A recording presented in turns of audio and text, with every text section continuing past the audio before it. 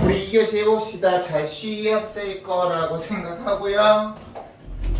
2교시 보시면 여기 이제 소련이 주둔하면서 대체로 앞으로 어떻게 될 것인가 궁금증을 해결할 방법이 없다라고 하면서 지금 불안함에 사로잡혀 있는 이인국 박사의 모습을 드러내고 있고, 그 다음에 보시면 해방 후 2, 3일 동안 자기도 태어났지만 뻔질하게 들었던 친구들도 소련군 입성 보도되고서부터는 거의 나타나지 않는다.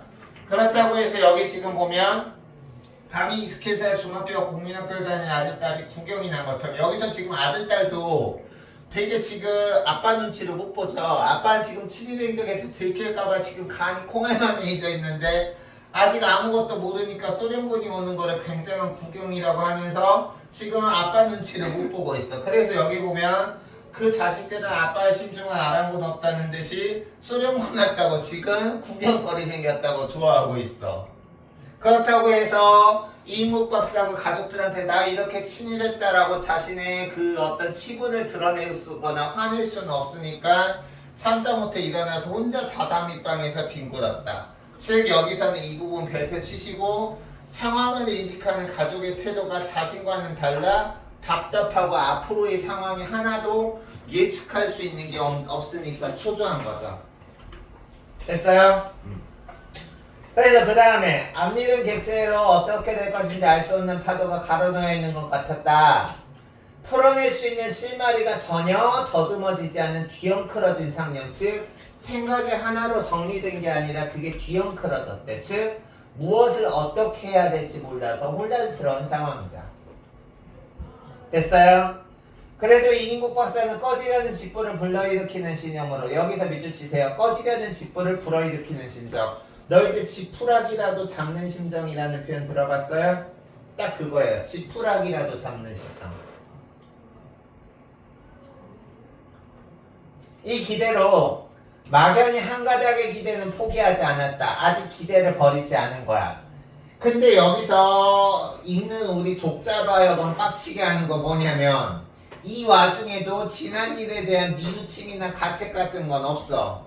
자기가 잘못했다라고 해서 자기 잘못을 인정하고 그것 때문에 불안해하는 게 아니라, 나는 과거에 당당하게 했는데 지금은 세력이 일본에서 소련으로 바뀌어서 자기는 억울하게 지금 이렇게 불안해하고 초조해하고 있다는, 우리나라도 이런 사람들 많죠. 감옥 가는 사람들 보면 자기는 나라를 위해서 일했고 억울하게 감옥에 갔다고 생각하는 사람들, 잘못을 돌아보거나 책임지려지지 않고 자기의 이익에만 몰두한다. 그래서 여기 보면 정기일 알아두세요. 일제강점기에 친일했고 해방 이후 1945년이 기점이야. 이때까지는 친일해서 천국이었어, 이인국한테. 근데 45년 이후 광복 이후에 소련이 들어오고 여기서부터 이제 이인국이 초조해하고 불안해하는 거죠. 알겠니? 그래서 이 작품 볼 때는 다양하게 중요한 부분이 있지만 이 작품에서는 크게 분기점을 이루는 사건이 1945년 광복과 그리고 1950년 6.25 전쟁이에요. 그래서 우리가 이제 6.25 전쟁 이후에는 미국이 대세를 이루고, 이때 소련 이 시기에는 이인국이 북한에 있어서 소련의 행태를 주시했지만, 이때는 일사후퇴 때 가방 하나 들고 남한으로 내려오니까 이제 미국식 브라운한테 잘 보여가지고 딸 유학 보내고 남한으로 내려와서 미국한테 이제 살랑살랑 하는 거죠. 알겠어요?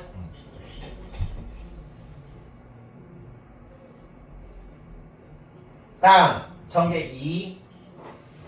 자동차 속에서 이인국 박사는 매일 들고 나온 석간, 너희들은 이 석간이라는 게 뭔지 모를 텐데 옛날에는 종이신문이었겠죠. 당연히 뭐 인터넷 뉴스가 어딨어.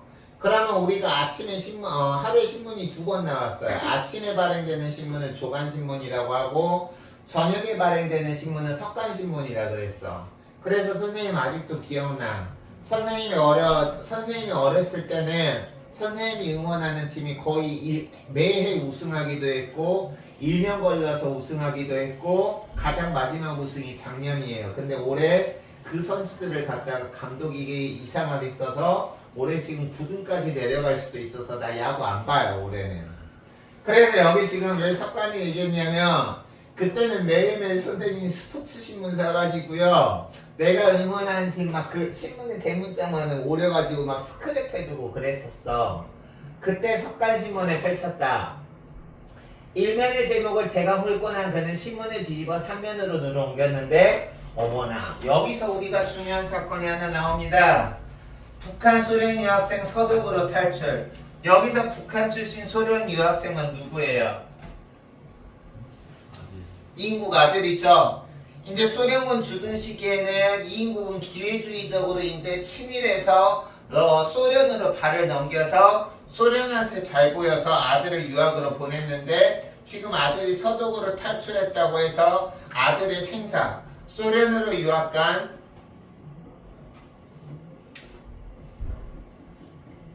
아들의 생사가 파악 안 되는 거야.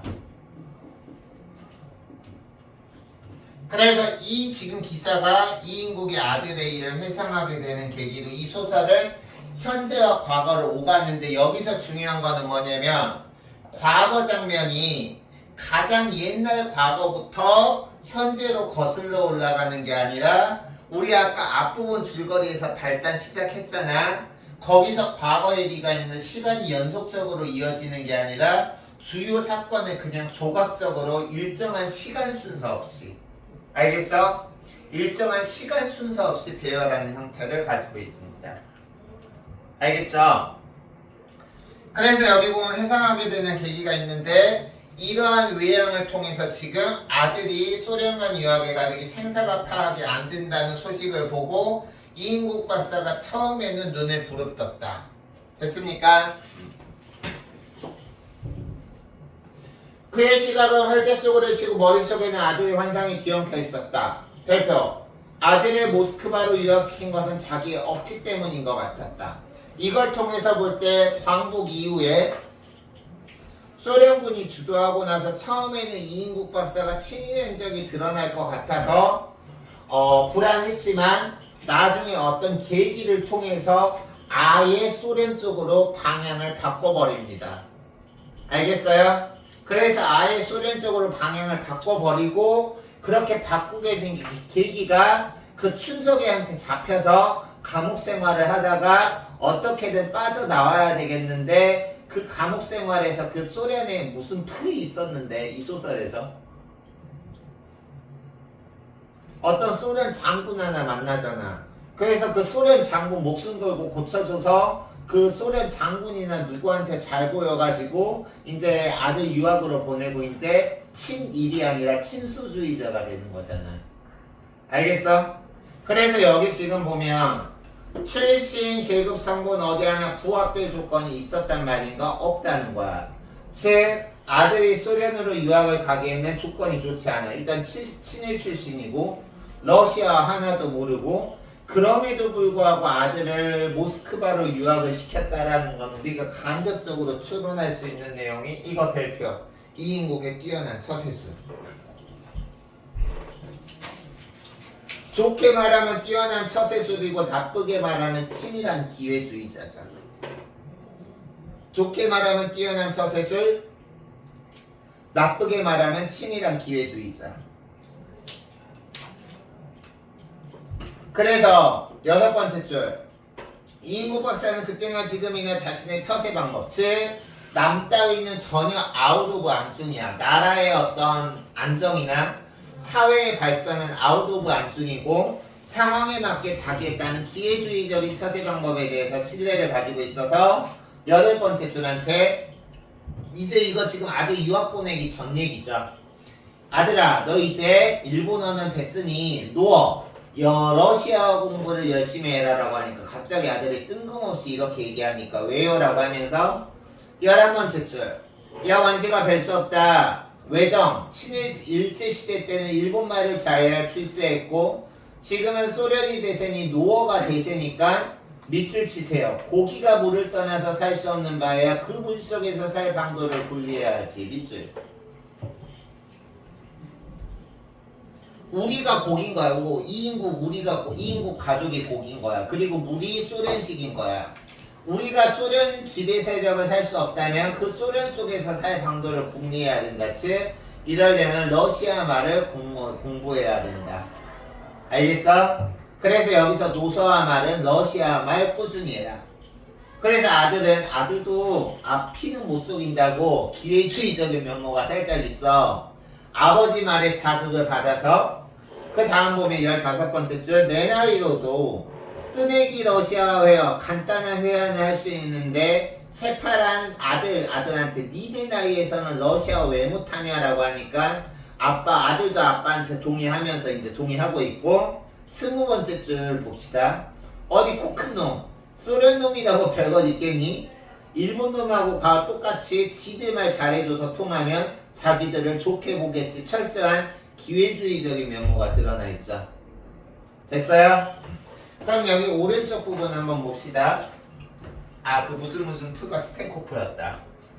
그래서 여기 보면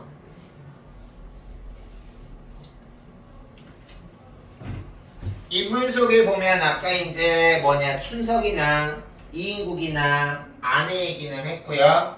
아내는 사별했고 일사후퇴 때 남쪽으로 내려와서 이제 우리가 아들은 미국 대사관 브라운한테 가서 이제 굽신굽신 하는데 이때 내려올 때 거제도 수용소에서 죽었고 아들은 소련군 주둔 시기 때 아빠의 가르침으로 러시아어를 배워서 소련으로 유학 갔는데 아까 그 신문 기사처럼 소식이 끊겨 생사를 모르는 상황에 나왔다.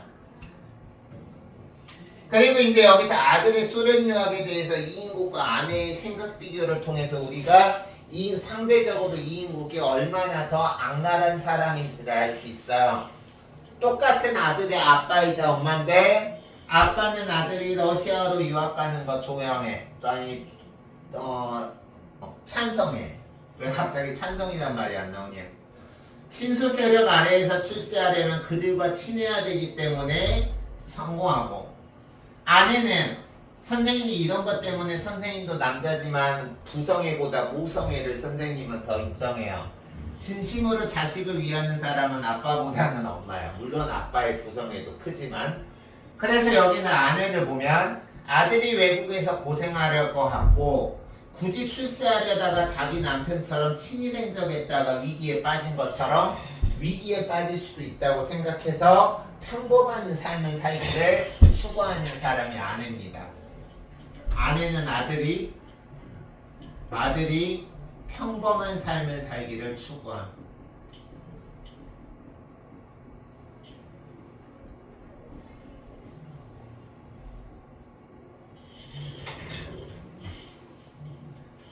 됐어요? 그래서 이인국 박사는 끝내 스탠코프 소자의 배경으로 요직에 있는 당만무의 추천을 받아 결정지었다. 그럼 여기서는 우리가 뜬금없이 스탠코프 소자 도움을 받았는데 이 스탠코프 소자의 도움을 받게 된 에피소드가 그 뒤에 나오는 거죠. 됐어요?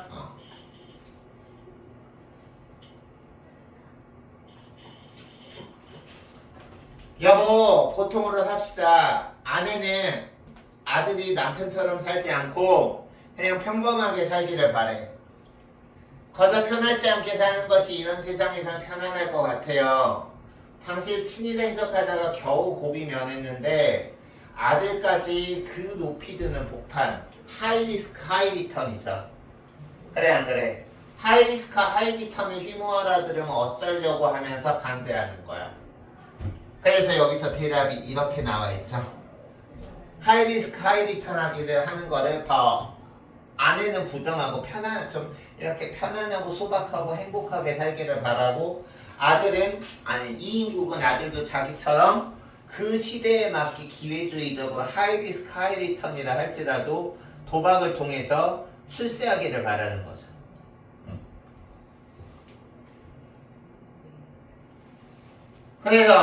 그래도 저 어린 것을 어떻게 러시아까지 보냈냔 말이요. 아니 중학교 애들도 러시아 가고 싶어서 골몰을 싸는데 대학생이 못 갈 이유가 어딨냐. 그래도 어디 앞일을 알겠어. 즉 아내는 평범한 인생을 추구하니까 불확실성에 불안을 느낄 수밖에 없고 이인국 박사는 괜한 소리. 우리 아들 원식이가 지금 대세인 나라 소련 발음을 쓰이고 와야 내게 뻘소리. 제 인구 과거에 일본한테 빌붙었대 라고 뻘소리 하는 놈들도 찍소리 못할 거예요. 어디 보란듯이 살아봅시다. 즉 아들을 유학 보내려는 이유는 이인국 박사는 철저히 아들을 위해서가 아니라 이인국 박사 스스로 자신의 아들을 위해서가 아니라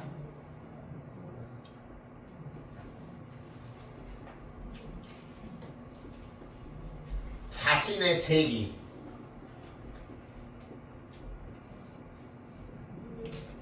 재기를 위해서 아들을 이용하는 거죠. 너무 나쁜 놈들.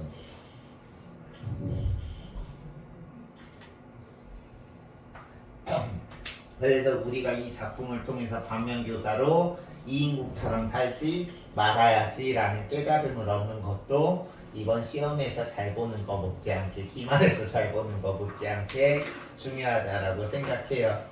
알겠습니까? 다음 아들의 출발을 앞두고 걱정하는 마누라 우유따짐으로 무마하고 아들의 유학을 드디어 결정하였다. 혁명 유가족, 즉 소련군이 우리가 일제시대에서는 친일파를 일본 사람들이 좋아했을 거 아니야. 그러면 소련이 주도하라는 시기에는 혁명 유가족을 소련들이 좋아할 거란 말이야. 그 소련군이 좋아하는 혁명 유가족도 가기 힘든 러시아 유학을 친일파였던 내가 뚫었으니 이 당당한 모습 좀 봐. 재수없지 않니? 그래서 여기 보면 그는 만장의 화를 토하며 혼자 중얼거리고는 희망에 찬 미소를 풍겼다. 근데 그 다음에 사변이 일어났다. 이 사변은 6.25 전쟁이야. 그래서 모스크바로 유학 간 아들이 잘 있다라고 편지는 계속 보냈지만 아까 6.25 전쟁이 일어나고 1951년 1월 4일 날 남한이 일사후퇴할 때 이인국 박사도 같이 남한으로 내려왔잖아. 그때 소식이 두절돼서 알 수 없다가 아까 그 신문 기사에서 북한 소련 유학생 서독으로 탈출이라는 생사를 알 수 없는 기사를 나중에 보게 된 거야. 그래서 마누라의 죽음은 6.25 전쟁 중에 일사후퇴로 남한에 내려갔다가 거제도 수용소에서 죽은 첫 번째 마누라의 죽음은 외아들을 사지로 보냈다라는 건 아들을 모스크바로 유학 보낸 거 말하는 거죠. 외아들을 사지로 보낸 것 같은 근심에도 그 원인이 있다라고 자기는 생각했다. 이인국 박사는 신문을 다치키리 속에 채워진 글자를 하나도 빼지 않고 다 훑어 내려갔다. 그래서 쭉 과거로 했다가 지금 이제 현재로 지금 넘어오고 있는 거야. 6.25 전쟁 직후 지금 현재 미국이 주둔하던 시기, 여기서는 미국이 지배하던 시기가 현재 시점인 거야. 그래서 여기서 이제 친일 행적을 했던 이인국의 모습, 그리고 광복이 끝나고 소련군이 대세를 이루면서 이인국이 불안해하고 초조해하다가 스탠코프의 어떤 이쁨을 받아서 아들을 유학 보낸 거는 다 현재 미국이 주둔하던 기점으로 봤을 때 과거 시점이 되는 거죠. 됐습니까? 다음, 그러나 아들 이름과 연관되는 사연은 한마디도 없었다. 그럼 그 다음 봅시다. 이 자식은 뭘 꾸물꾸물하고 이런 축에도 끼지 못한다. 표면적으로는 아들을 걱정하는 것 같지만 그 다음 밑줄 치시고 별표하세요. 사태를 판별하고 임기응변의 선수를 자기처럼 쓸 줄 알아야 한다고 하면서 지금 생사도 파악 못하는 아들을 바보라고 지금 욕이나 하고 있는 아빠 이인국의 모습이 드러나 있어요. 그래서 여기서는 진짜 아들을 위하는 것이 아니라 이 부분 별표 치세요. 여기 아들이 상황 파악한다는 제대로 못하고 있는 것 같아. 답답한 모습.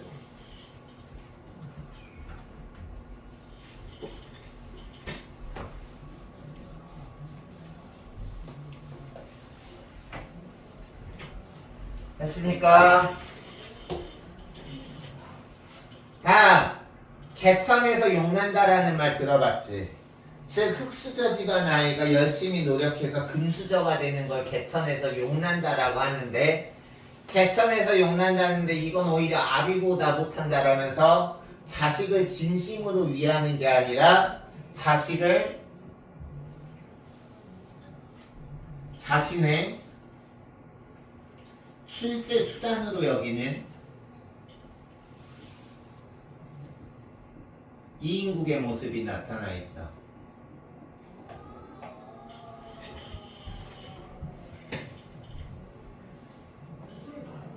어쩌면 소련으로 지금 유학 가서 생사를 모르는 내 아들이 우리가 145태 때 남한으로 이주한 것조차 모르고 지금 소식이 끊기가 아닐까? 아니, 이제는 소련 쪽에서도 145태 소식이 가서 무언의 압력이 갈 테인데 아무래도 자식을 탓하고 있다라고 하면서 여전히 자식을 자신의 출세 수단으로 이용하는 이인국의 악랄한 아버지로서의 모습이 나와 있습니다. 알겠니? 그리고 자동차에서 내리자 건 가르침을 내렸자 똑떠오르라는 거는 여기서 지금 아예 단어 나와 있겠지만 러시아어로 닥터를 떡떠오르라 그래요. 알겠습니까? 닥터 떡떠오르 좀 비슷하죠? 이인국 의사 내가 책임지고 보장하겠소. 이들을 우리 조국 소련에 유학시키시오라고 하면서 스탠코프의 목소리가 와 닿는 것 같았다라고 나왔죠. 됐습니까? 다음 자위대가 치안대로 이름이 바뀐 날이다. 얘들아 지금 여기서 네 번째 줄에서 다섯 번째 줄로 넘어가는 사건 다시 과거로 거슬러 올라가는 거지. 그래 안 그래? 지금 여기서 자위대에서 치안대로 바뀐 거는 이인국이 이제 친일 행적이 소련군한테 발각돼서 감옥에 가는 부분이잖아. 그치? 그래서 우리가 과거로 거슬러 올라가고 있고 여기서부터 이제 이인국이 감옥에 가서 춘석이한테 고문당하고 그리고 이인국 박사가 감옥에서 어떻게 하면 빨리 빠져나갈 수 있을까 고민하다가 스탠코프 병 고쳐주면서 이쁨 받아서 이제 소련으로 길을 아예 돌려버리는 부분이 나오는 거예요. 한번 보겠습니다. 자위대가 치안대로 바뀌었다.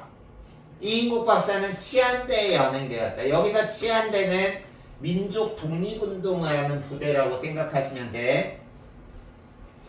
시멘트 바닥 무릎에 앉은 그의 입술은 파랗게 질려 있었고 옆구리가 쑤시고 자기 생애를 통한 가장 큰 고난이라고 생각하고 있고 그러나 그거보다는 앞으로 닥쳐올 일이 없는 사태 즉 친일 행적이 드러나서 받을 공포, 벌칙인 거죠. 그것 때문에 공포에 그를 휘몰았다. 지나가고 지나오는 구둣발 소리와 목덜미 퍼부는 욕설을 들으면서 꺾어진 그의 추운 머리는 늘어질 줄을 몰랐다. 여기서 머리가 꺾어질 정도로 축 늘어졌다라는 거는 밑줄 친일 반민족 행위자에 대한 혹독한 처벌이 있을 거라는 거를 이미 직감하고 있기 때문에 머리를 축 나 이제 망했다라고 생각하고 있는 거죠. 그래서 지금 15번째 줄부터는 후회하는 모습이 지금 독백체로 나와 있습니다. 이럴 줄 알았다면 어디가 숨거나 진짜 남쪽으로라도 도피할걸. 그러나 북한에 있다가 지금 친일 행적이 탄로나서 소련군한테 잡힌 이 마당에 나를 갚아줄 사람조차 없다. 의지할 만한 사람은 나와 같은 코스를 밟았거나 여기서 나와 같은 코스를 밟았다라는 건 나와 같이 친일파인 사람이거나 아니면 조만간 친일파를 할 사람들이 아닌가. 근데 그 사람 찾아봤자 뭐하냐. 지금은 일본인들이 다 무너지고 지들 나라로 갔으니 나를 도와줄 사람이 하나도 없는 거야. 그래서 여기서 우리가 알 수 있는 사자성어는 지금 주인공 이인국은 사면 초가의 상황, 사방이 위험에 빠진 사면 초가의 상황, 그리고 홀로 떨어져서 아무도 도와주지 않는 고립무원의 상황인 거지. 역강의실에서 뭐 수업 됐습니까? 그래서 어떻게 되겠지? 이 막연한 기대는 완전히 떠나버리지는 못했다. 그나마 이제 이인국은 이렇게 생각해요. 다행이다. 인민재판의 척고에 걸리지 않은 것만 해도 인민재판이라는 건 여기 지금 설명 공산주의 국가에서 법관 대신 인민이 뽑은 사람이 인민의 판단으로 방식의 재판으로 인민재판으로 처형되지 않은 것만도 다행인 거야.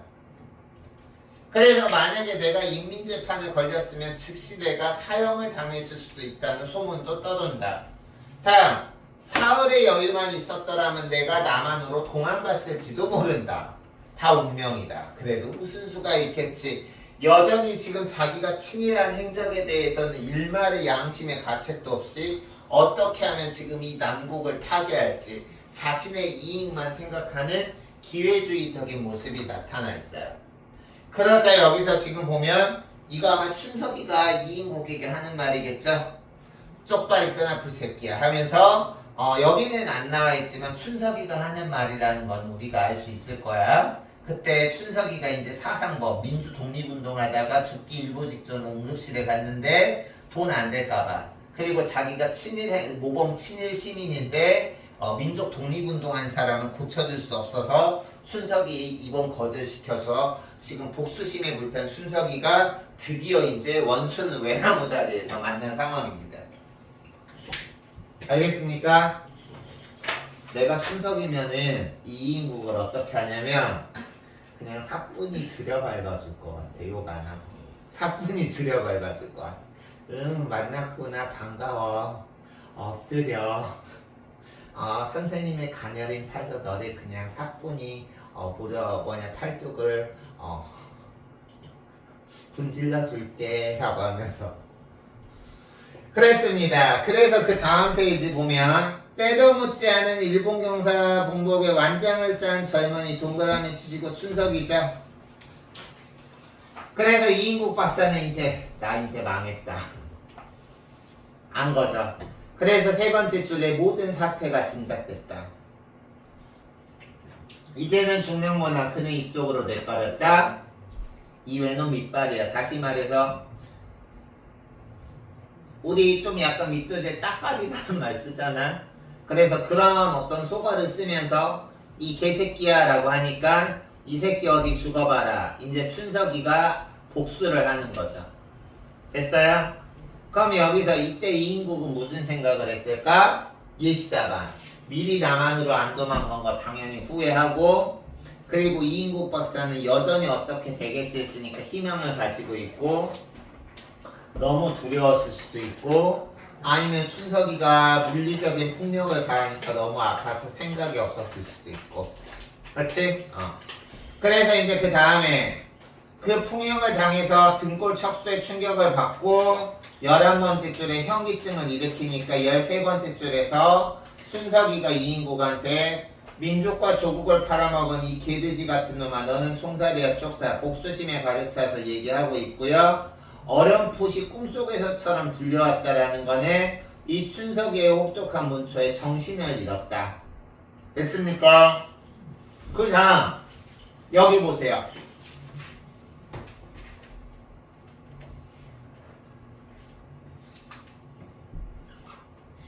여기 별표. 왜냐면 여기서 이 시계줄이 되게 중요한 소재죠.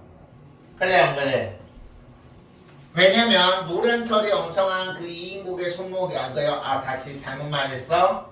노란 털이 엉성한 손목이라는 거는 이제 소련군이 그 이인국 박사의 시계줄을 끌고 있다. 근데 그는 자기가 죽어도 좋지 그 시계만큼은 지키고 싶은 거야. 그래서 시계를 주머니를 안 뺏기려고 부둥켜지면서 자기 시계를 빼앗으려는 주인을 쳐다보니까 소련 병사가 지금 그 시계줄을 빼앗으려고 하는 거죠. 근데 이인국 박사한테 이 시계는 너무도 중요한가 봐. 알겠어? 그러니까 이 일본인 같은 친일파 새끼라고 하면서 병사가 화를 내면서 하니까 이인국은 자기가 죽어도 시계만큼은 빼앗기고 싶지 않은 거야. 알겠어? 그럼 여기서 말하는 이 시계가 이인국에게 있어서 어떤 것을 상징하는지 뒷부분에 나오는 내용을 통해서 꼭 기억해야 되겠죠. 알겠니? 여기 그림 보면 리얼하죠? 여기 그림도 딱 러시아 사람처럼 그려놨죠? 그래서 여기 보면 이제 이런 과정에서 시계줄이 끊어져 손가락에서 달라버렸다. 죽음과 시계. 즉 시계를 빼앗긴 걸 죽음과 동일시하고 있어. 이 말인 즉슨 시계가 이인국에게 매우 소중한 존재였고 그것이 지금 파괴되어 버린 상실감을 얘기하는 거죠. 그래서 여기 보면 양쪽 발목에 팔뚝 시계를 둘씩이나 차고도 만족이 안가 자기의 회중 시계까지 앗아가는 그 소련군의 모습을 똑똑히 봤다. 회중 시계 별표 100만 개. 이것도 그 우리 1교시 때 배운 국어 상용회가라는 액자 틀에 세워진 모조지와 같이 이 회종시계 역시 찬란한 친일 행적을 기릴 수 있는 대표적인 소재죠. 알겠어요?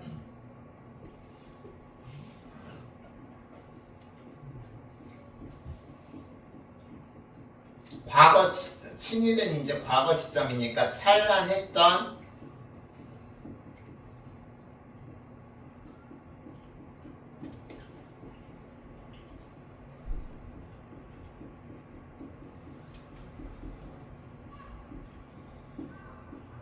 됐어요? 선생님이 꼭 성공해서 지금처럼 너희들한테 이상한 냄새 안 나도록 할게요.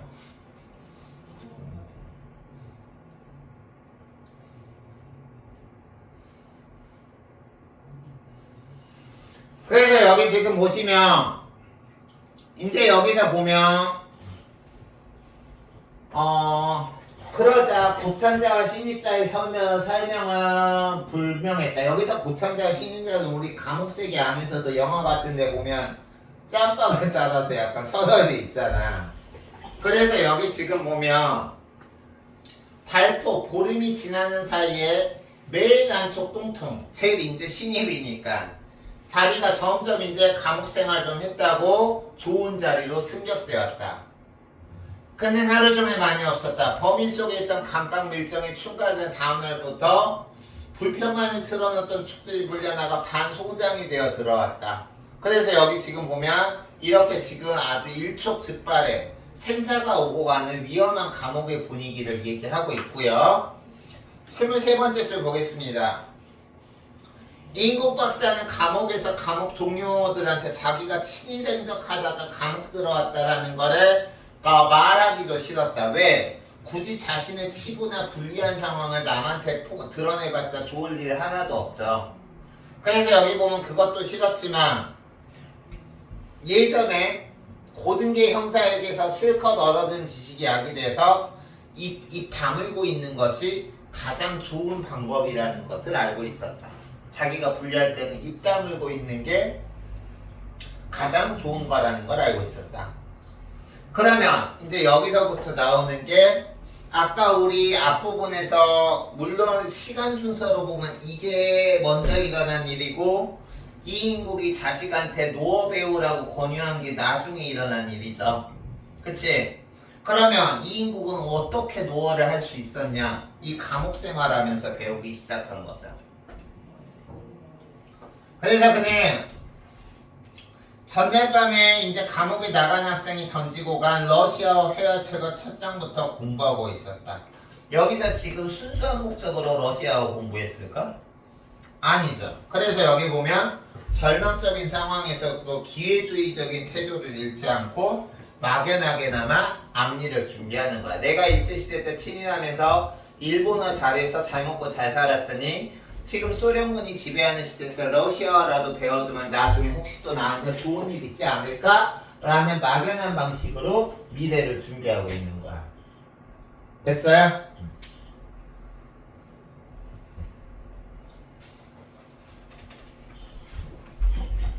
그래서 여기 보면 이제 감옥 생활하는 이인국의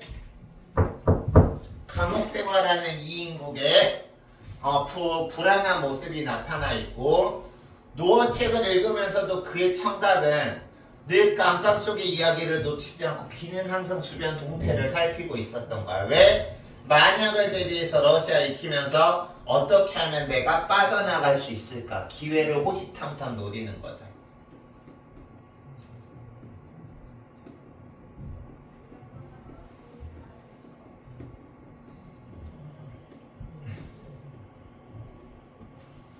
그래서 그들이 소련군이 예측하는 식으로 나와 지금 이인국이 벌인 친일 행적의 범죄가 중형으로 치료한다면 자기의 죄상은 너무도 어마어마하다. 자기도 자기가 뭔 짓 한지는 아는 거죠. 친위행적 했으니까. 그래서 거기 보시면 양국조합의 쌀을 몰래 팔아먹은 게 징역 7년. 그리고 조선민중을 강제로 복대에 동원한 거는 10년. 그리고 법에 의한 처단이라고 해서 적어도 징역 17년이고 마음에만 거슬리면 당장 총 맞아서 사형당할 수도 있다라는 엄청난 죄를 저질렀어. 그래서 친일파 민족 반역자 반일 투사 치료 거부, 춘석이 거부했죠. 일제 간접행위. 즉 이인국 박사는 자기가 지은 죄가 어떤 죄인지는 알고 있는 거야. 그래서 취조할 때 자기가 알고 있는 죄를 있는 그대로 얘기하면 적어도 무기징역, 심하면 사형일 거라는 자신의 죄를 정확하게 인식하고 있는 거죠. 알겠어요?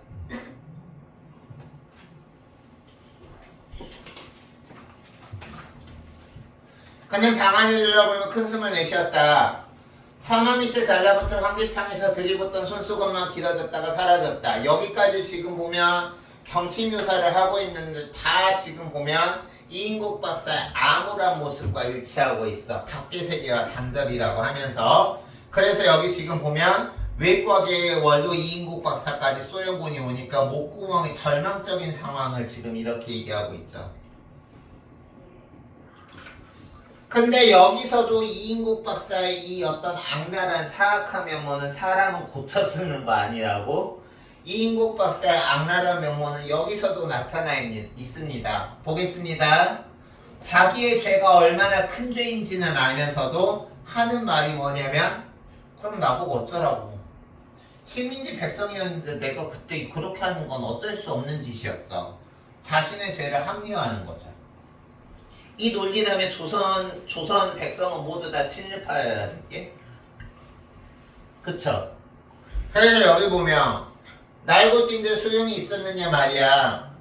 어떤 놈이 도대체 이 시대에 일본 놈한테 악청말 안 했겠느냐. 사실 지 말고 아무도 안 그랬고 다 독립운동하고 있었는데. 그래서 주는 떡을 안 먹은 놈이 바보지. 즉 일제 시기 때 친일파 안 하고 민족 독립운동한 사람 오히려 바보라고 얘기하는 거야. 지금도 친일파 잘 먹고 잘 사는 사람들은 민주 독립운동 투사들 다 지금 이렇게 생각하고 있을걸? 그쵸? 선생님은 참 이 세상이 살만한 세상이라고 생각하면서도 동시에 세상이 참 어떻게 돌아가려고 하는지 참 이렇게 세상이 싫어질 때는 다양한 이유 중에 하나가 친일파나 친일파 후손들은 아직도 잘 먹고 잘 사는데 군사독재 시절 때 민주화 운동했던 사람들은 다 감옥 가서 고문당해서 죽었거나 그 후손들은 아직도 대접받지 못한 채 힘들게 살고 있다는 사실을 알면 이 세상이 참 모순됐다라는 생각이 듭니다. 우리 지금 민주주의 사회에서 살고 있잖아. 우리 막 자유롭게 자신의 의견 표현할 수 있잖아. 근데 이게 그냥 얻어진 게 아니야. 알겠어? 그래서 여기 보면 이인국 박사는 자기 변명을 합리화하려고, 즉 친일 행적을 합리화하려고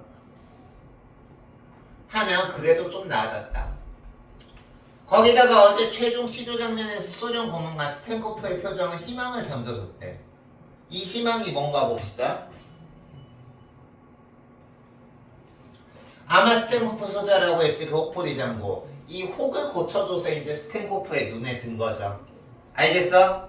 그래서 여기서는 지금 보면 이 스텐코프의 혹이 바로 무슨 기적의 예시 같았대. 즉 자기가 이 스텐코프의 혹을 고쳐주면 상황이 자신에게 유리해질 거라고 이제 기회주의자답게 느낌이 온 거죠.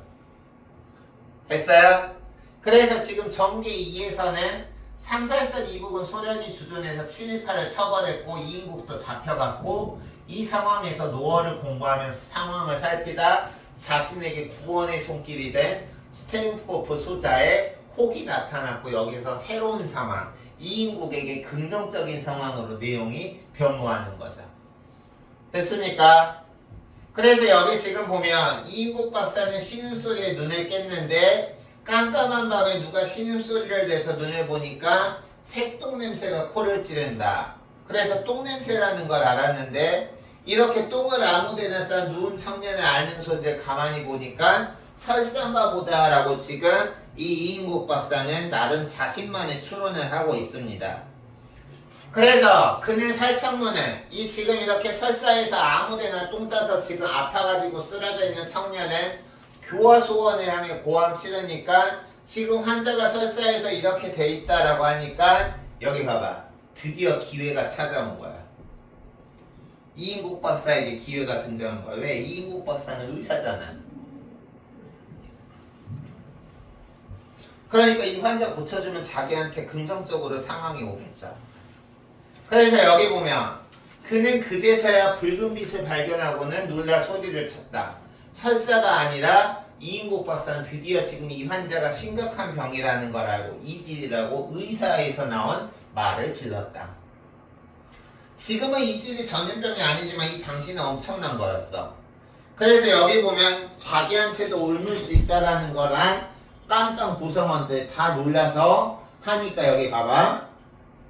여기 봐봐. 쭉 읽어가다가 사람들이 이제 난리가 나서 전염병이라고 하니까 그제서야 교화소원이 상황이 지금 심각하다라는 걸 알고 나서 즉 요즘 개념으로 하면 깜깜이 코로나 환자가 하나 생겨난 거야. 됐어요? 그러자 이제 당연히 이튿날 다른 깜빵에서 코로나가 번지듯이 환자가 늘어난 거야. 이때 여기서 이제 이인국 박사에게 새로운 기회가 등장합니다.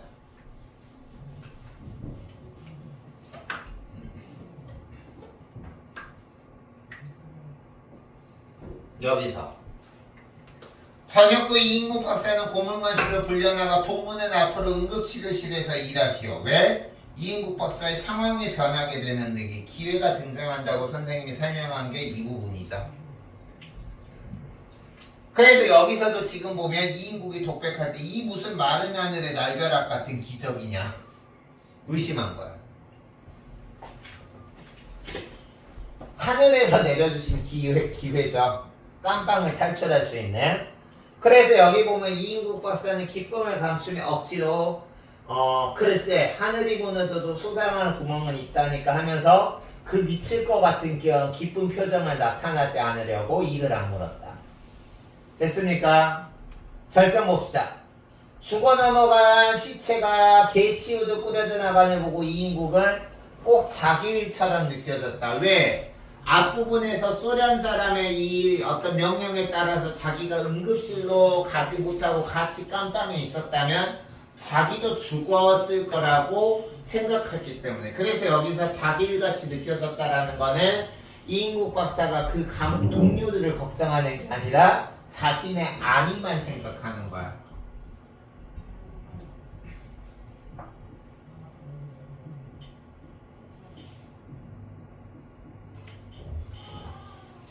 그러면서 여기서 자기가 의사라는 게 새삼스럽게 기쁜 거죠. 자기가 의사가 아니었으면 이 깜빵에서 빠져나와서 응급치료실에서 일을 할 수 없었으니까. 그래서 여기 지금 보면 그를 몇 벅이고 감격에 차 중얼거렸고 있는 힘을 다해 자기 환자를 치료했다. 여기서 있는 힘을 다해 환자를 치료한 것은 의사로서의 사명감이 아니라 자기가 먹고 살고 살아나기 위한 이기적인 행태인 거죠. 그래서 이러한 일은 그의 실력이 혹부리 고문관, 그 스탠포드 혹부리 고문관에 유달리 다른 관심을 받게 됐고 사상범을 옥사시키는 경우는 즉 이인국이 응급치료실에서 일하게 된 배경인 거야. 즉 다시 말해서 옥에서 죽이는 경우는 책임자에게 큰 책임이 온다라는 걸 알게 됐다. 그래서 소련 군의관에서 기술이 인정된 이인국 박사는 이제 계속 감옥에 안 가도 되고 병원에서 일해도 되지만 그 죄성 처벌의 결말에 대해서는 알 수 없다라는 거는 처벌을 피한 거는 아니야. 아마도 그 설사한 이질에 걸린 그 수간자가 결국 죽었나 보죠. 치료를 했음에도. 그래서 그는 이 절호의 기회, 즉 완전히 자유로운 몸이 될 수 있는 방법을 찾으려고 한 거야. 언제까지 그 감옥 응급치료실 병원에서 일할 수는 없잖아. 그래서 여기 보면 병원에서 근무해. 다시 말해서 감옥에서는 벗어났지만 완전히 처벌을 피한 거는 아니니까 그는 환자 치료를 하면서도 이것만 생각한 거야. 이 스탠코버의 이 홈만 고쳐주면 내가 완전히 자유의 몸이 될 수 있겠다. 기회주의자답게 눈치는 100만 배죠. 알겠어요? 그래서 불구라면 불구도 볼 수 있는 그의 혹을 가지고 고급 장교까지 스탠코프가 성장했다라는 것은 소위 말하는 공산당에 충성하는 당성이 강하거나 아니면 전쟁의 공로가 크다는 생각이 들었고 내가 이런 대단한 스탠코프 장교의 혹을 고쳐주면 자기가 완전히 자유를 얻을 거라고 기회주의적인 면모가 여기에 드러난 거죠. 일제시대 때 친일행위 하는 거하고 같은 게 이 스탠코프의 혹을 제거해 주는 거예요. 알겠니? 소영이는 다음에 클리닉이나 수업 올 때 그 사이에 푹 쉬었다가 쾌조의 컨디션으로 오세요. 그래서 그 다음에 이인국 박사의 뜨내기 누워, 즉 완벽하지만 않지만 아까 깜빵에서 잠시 배웠던 어설픈 누워도 가끔 순시하는 그 스탠코프와 인사말을 할 수 있을 정도로 발전했다. 즉 신문을 쌓기 위해서 노력했다. 그래서 여기 옆에 별표 치세요. 스탠코프에게 접근하기 위한 이인국의 노력. 일단 환자를 열심히 치료해서 스탠코프 눈에 들려고 했고 그리고 러시아어로 의사소통함으로써 완전히 자유의 몸이 되기를 바랐다. 그러면 너희들이 이상할 거야. 어떻게 깜빵에서 공부해요? 라고 생각할 수 있을 거야. 깜빵 안에서 모든 독서는 금지되었지만 러시아 교본과 러시아 공산당 역사에 관한 책만은 허용됐대. 됐어요? 그래서 이인국 박사는 마치 생명의 열쇠나 되는, 밑줄 치세요. 생명의 열쇠나 되는 듯이 초보 노어책을 거의 암송하다시피 했다. 왜 이렇게 러시아어 공부에 미쳤을까요? 단순히 언어적 재미 때문에? 선생님도 러시아어 혼자 공부했는데 그러면 선생님도 공산당 빨갱이야? 아니잖아. 선생님은 이제 국어교육과 중문과 복수 전공했는데 월 전공이 국어교육과고 영어는 당연히 하는 거고 중국어는 복수 전공 대학원까지 했고 러시아 한과는 다른 계기가 아니라 선생님은 러시아어를 혼자 공부한 이유가 도스토옙스키랑 톨스토이 소설을 너무 좋아해요. 그래서 그거 원어로 한번 보고 싶었어. 우리가 번역한 거는 그 약간 맛이 달라. 그래서 그러다가 혼자 공부하게 됐어요. 책 사서. 그래서 여기서도 선생님도 공산주의자 빨갱이가 아니지만 공부했듯이 이인국 박사가 노어를 공부한 이유는 공산주의사여서가 아니라 신분을 쌓여서 여기서 깜빵에서 완전히 풀어나게 하려고 그런 거죠. 그래서 여기 지금 보면 술 전 장교한 사람이 맹장염이 터져서 복막염으로 먼저고 그 환자의 씨를 뽑는 옆에는 스탠코프에게 이인국 박사는 당신이 가지고 있는 혹을 나에게 맡겨주시면 내가 그것을 수술해서 없애주겠다라고 제안을 하니까 스탠코프가 하쇼 좋습니다라고 러시아어로 대답을 한 거예요. 이미 스탠코프는 이인국 박사의 의술은 파악했으니까. 그래서 여기서 지금 보면 마지막에 스탠코프가 제안하지가 않았는데 이인국이 먼저 제거해주겠다라고 한 접근한 이유는 자기가 밑줄 깜빵에서 풀려나 자유의 몸이 될 수 있다라는 기회주의적인 생각 때문에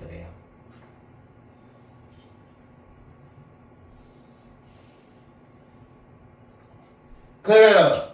몇 번 통역을 사이에 두고 수술 계획에 대해서 일단 당연히 러시아어는 인사 정도는 할 수 있지만 이런 의술과 관련된 전문 용어를 러시아어로까지 이인국이 잘 하지는 못하겠죠. 그러니까 통역을 사이에 두고 자세히 진술했다. 그 다음에 세 번째 줄 이인국 박사는 일본의 시장에 혹을 수수하던 일을 회상하면서 자신있게 설득시켰다라는 거야. 얘들아 설복했다라는 거는 설득시켰다라는 말이에요. 그래서 이인국 박사는 자신의 의술에 대해서 자신감이 있는 거죠. 그래서 그는 혼자 머릿속에서 자문자답하면서 이번 일을 동그라미 치세요. 도박 같은 심정으로 했다. 즉 수술에 성공하면 스탠코프한테 완전히 이제 100점짜리 도장을 받아서 자기가 완전히 자유의 몸이 되는데 도움이 되겠지만 만에 하나 실패하면 아까 앞에서 감옥에서 있는 환자가 옥사하면 죄상이 크다 그랬잖아. 그래서 실패하면 자기가 죽을 수도 있기 때문에 인생의 도박을 하는 심정으로 스탠코프의 혹을 제거하는 수술을 하겠다라고 먼저 제안한 거고 그날이 드디어 당일날이 온 거죠. 됐어요? 그래서 이인국 박사는 이제 그 어떤 인생의 도박을 지금 하기 위해서 혹 제거하는 수술을 하기 위해서 스탠코프를 지금 병실에 앉히고 지금 이 사람이 스탠코프 보좌관이겠죠? 그리고 얘가 이인국 박사고 알겠어? 다음 군의관 세 사람이 보조하기로 했지만 집도는 이인국 박사 자신이 했다. 왜? 야전병원의 군의관들이라는 이인국 박사가 기회주의자긴 하지만 의사 경험은 풍부하니까 의술에 대해서 자신감은 있겠죠. 그리고 실제로 실력은 있었고 이인국이 기회주의자여서 나쁜 놈인 거지 의사면서 의술이 없어서 나쁜 건 아니잖아. 그래 안 그래? 그쵸? 그래서 여기 보면 그 노련하고 베테랑인 의사 이인국이 보기에 야전병원의 군의관들은 풋내기도 너무 맡기기에는 너무 어설프게 보이는 거야. 그래서 그는 수술을 진행하는 동안 군의관들을 조수 부리듯이 하면서 그러나 아까 수술 직전에 사인한 이거 자세히 읽어봅시다.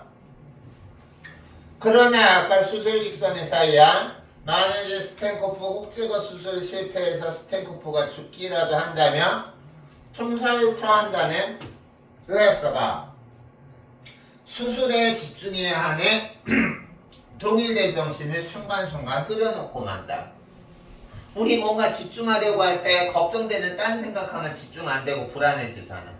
그래서 그거야 지금. 수술에 실패하면 죽는다는 생각에 긴장하고 있다. 됐습니까? 그래서